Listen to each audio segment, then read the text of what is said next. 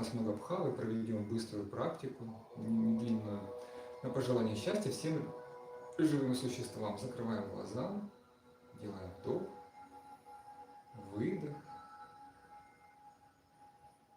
еще раз вдох, еще раз выдох. И представляем, как в центре нашей груди разжигается солнышко, теплое, светлое. Из этого солнышка рождается цветок, он выходит из центра нашей груди, цветок лотоса, либо другой цветок. И из его лепестков выходят энергии благодарности, любви, счастья, гармонии, свободы. И эти энергии, эти любви, энергии достигают всех наших близких, всех родных, всех наших друзей, всех, кого мы знаем, кто нам дорог. У нас улыбка на устах. И мы видим, как эти энергии достигают этих людей, они улыбаются, становятся счастливыми, радостными, спокойными.